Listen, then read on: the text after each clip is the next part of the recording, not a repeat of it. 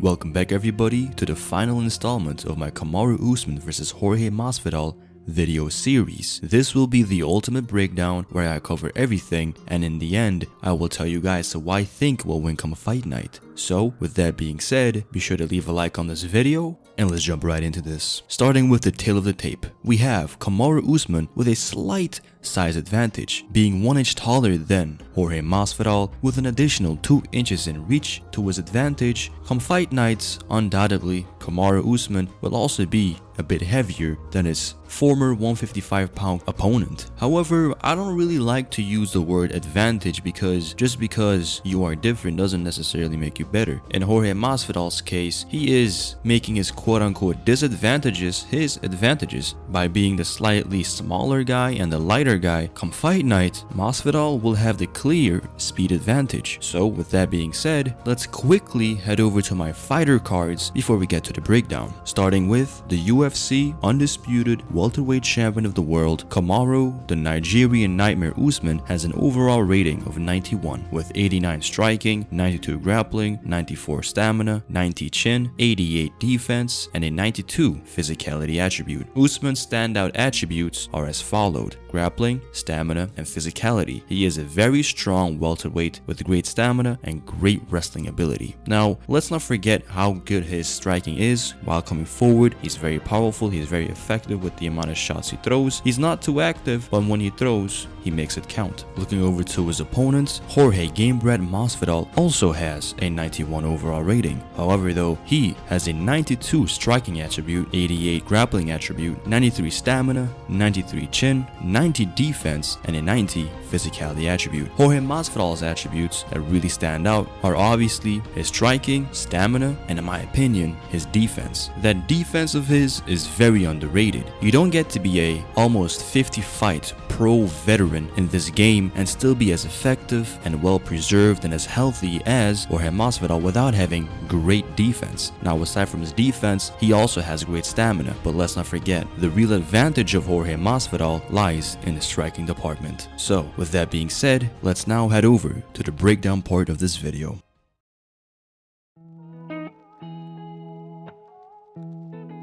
Alright, we have made the 5 reasons why Usman wins, 5 reasons why Jorge Masvidal wins, but let's go ahead and break this down in a manner at which we both respect each other's strengths and kind of simulate it in our heads. How do I see this fight playing out, and where do I see this fight ending up being played out at? So let's start from the beginning. From the opening of the fight, I assume that Jorge Masvidal will come out of the gate really fast, whereas his opponent Kamaru Usman will be doing a spider crawl into the middle of the octagon. Now, in that initial opening, as soon as Kamaru Usman sees Jorge Masvidal sprinting, I believe he will stand right in his tracks but get up. I don't think he will challenge Jorge Masvidal by crawling towards him because with the changed rule set in MMA, Jorge Masvidal can actually kick him even though he has his hands on the mat. So with that being said, I don't believe Kamaru Usman is willing to take that risk. So as he did with Colby Covington, I believe he will stop right in his tracks, get back up, and actually just initiate the first feeling out process.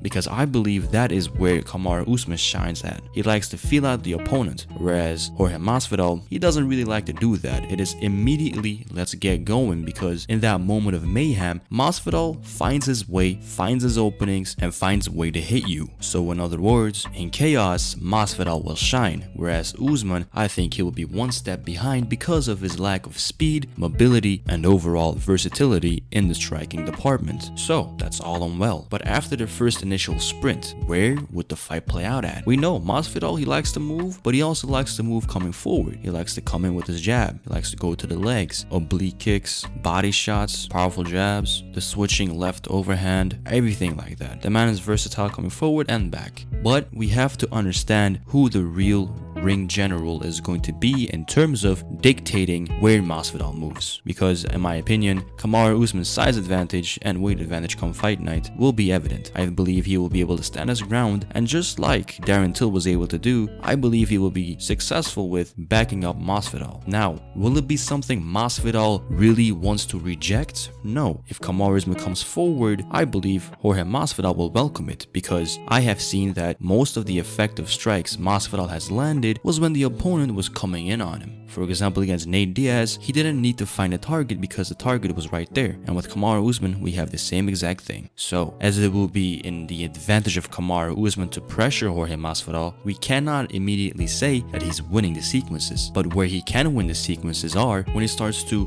really stake out his jab, throw a few of those teep kicks to find his range or just keep Masvidal back. And as he does that, Masvidal will probably end up getting closer and closer against the fence. And from there, Kamaru Usman will probably try to pin Masvidal against the fence. But the main importance here is this: Masvidal's footwork, his ability to find the openings, slip out of the way, is very good. How much can Kamaru Usman back up Masvidal when Masvidal doesn't want to? In other words, how much can he box in Masvidal against his will? And how long can he keep him there? That is the real question come fight night. I don't know the answers to that. What I do know is that Jorge Masvidal is well equipped with footwork to get him out of the way of a lot of trouble. Will he get himself out of every single troubling situation for 5 rounds straight? I highly doubt it. So at some point we may have to ask ourselves the question, what if Kamaru Usman is able to pin him against the fence, body lock him? What can Jorge Masvidal do? Now when it comes to the clinch, unlike Tyron Woodley, I believe that even there Jorge Masvidal is very effective and dangerous. We have seen against Nate Diaz, he was able to slip in his elbows, knees, body work. He is always active when he needs to be active. He always knows at what time he has to strike to disrupt your rhythm. And when it comes to Usman, he is a very rhythm heavy fighter. Like, it's all about collecting steam, it's all about collecting that damage over time, accumulating shots, damage over the course of the fight. Whereas Jorge Masvidal, he doesn't really need to do that, because if he finds the right opening, boom, he can crack you, he can drop you, and he can finish you. But when it comes to Usman, that is a different story. So because of that, it is going to be virtually a very consistent method of pressure from Kamaru Usman's side, whereas it is a very inconsistent rhythm and tempo from Jorge Masvidal's side, both on the defensive part and the offensive part. So whenever Kamaru Usman may think that, oh, okay, finally I have Jorge Masvidal calmed down, I finally have him there, he can't move anymore. All of a sudden, before you know,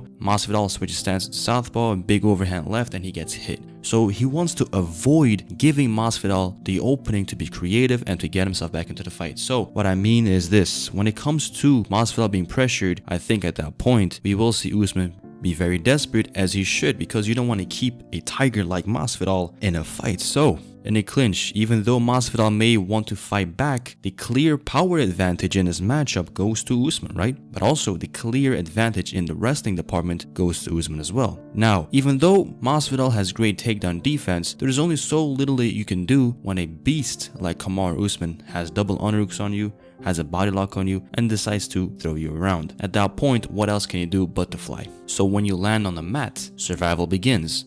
Now granted, Kamaru Usman is not a very active fighter on the top. He's not a Khabib Nurmagomedov type fighter to where he can continuously drain you, tap you, and just really get that energy out of your system. When you are Kamaru Usman, I think that is the main priority going into this fight. Catching Jorge Masvidal when he's not off of a big training camp. Catch him when he's maybe a little bit soft. Catch him then, because then you know this version of Jorge Masvidal is not as sharp as the one that showed up against Nate Diaz, so he may be even quicker to gas out. And when that happens, and when that is the case, I think we will see a lot of offense from Usman's side early on in the fight. Now, do I believe on the mat we will see a finish from Usman? No, I don't believe it. So, after the first round is over and both of the fighters stand back up, I think they will have to resume. And I believe as soon as Jorge Masvidal tastes just a little bit of that Usman strength, he will have to realize that he will also have to come forward, which he can do very effectively. But I believe it will need that wake-up call for him. But I am only deciding that Jorge Masvidal won't be coming out of the gate immediately to pressure Usman. And I believe in the first round, when both of the fighters are fresh, I believe Usman will get that advantage in the power department and being able to pressure Masvidal up against the fence. But after the second round is over and both are a little bit more expended in their energy, what happens then? As soon as that instinct of Jorge Masvidal kicks in, I believe that we will see a lot of offensive work from him. A lot of jabs, a lot of teep kicks, lots of oblique kicks, body kicks, hooks to the body. And you have to understand that even though Kamaru Usman likes to switch stances, so does Jorge Masvidal. So as soon as Kamaru Usman switches to southpaw and the stances are mirrored, that leaves a big opening to the body. And I believe Jorge Masvidal will take advantage of that body. And unlike a heavy shot to the head that Kamaru Usman has great success at taking, he has a great chin, a body shot will wind him and he will have to take a step back. And as soon as that happens, damage will pile on and it will be a very competitive fight. Can Jorge Masvidal finish Usman? I believe so. In the striking department, he can do that without a question in my mind. If he finds the right opening, he will get it done. But if you look at Kamaru Usman, I don't see the same striking, I don't see the same power or the explosiveness from his side, and I don't see the versatility from his side. What I can see is this. Let's just assume that Kamaru was successful at ragdolling Masvidal around and tire him out by the 4th or 5th round.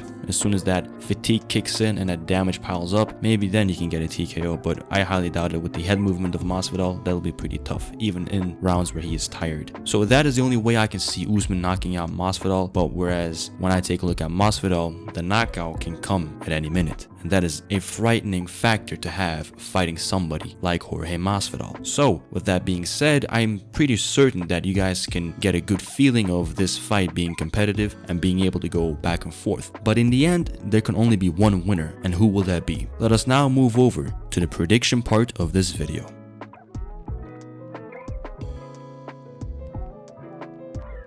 Come fight nights, I believe that I will be going with Jorge Gamebread Masvidal. Now, it may be a pick that is going to the underdog, and an underdog for a reason. Now, Kamaru Usman has everything going for him. He has the full training camp, he has the activity behind him, he has the power in the physical department, he has his wrestling ability. If he can take him down, he can keep him down probably. But when it comes to fighting on a stand-up department, even though he's pretty good at coming forward, throwing his 1-2s, body kicks as well, he's very good, he's very strong. And when he lands on Masvidal, I think Masvidal will feel it, but I believe in this matchup, footwork will play a big factor, and I believe frustration, when that kicks in, I believe it will be pretty bad for Kamaru Usman, especially with him being a new champion. I believe as soon as that first initial wave of frustration kicks in, I believe Masvidal will be able to sense it and will be able to present different things for him to worry about. So I believe that he will be able to freeze up Usman by presenting different things, right? Make him analyze, and as a result, he will be kind of frozen up, right? And from there, if Masvidal mixes everything up beautifully, it can be pretty troublesome. If I were to tell you to make a safe bet, I would say Usman, mainly because of the fact that he is strong,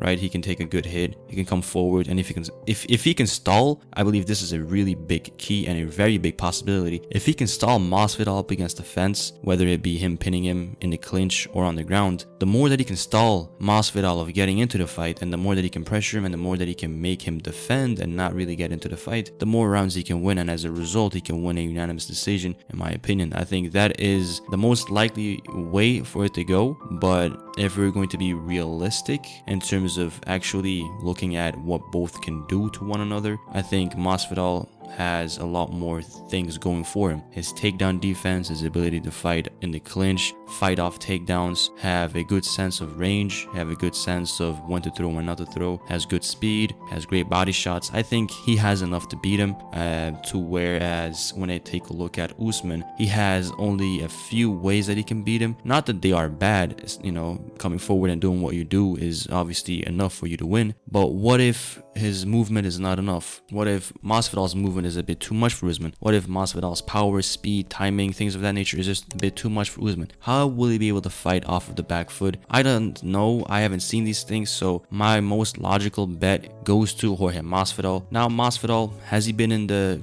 training camp that he was for his 2018 run? No, but I believe if he can control Usman, I don't think pacing himself will be a big issue. So I believe come fight nights, Masvidal will probably have an upset, but I am about 40% sure that he can win this fight. The 60 goes to Usman, but I will be going with the 40%, right? So that is my gamble. I'm going with Jorge Masvidal, the BMF and the UFC world champion. That would be something pretty historic in itself.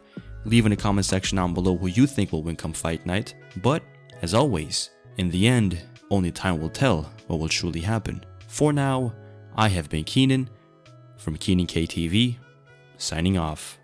Later.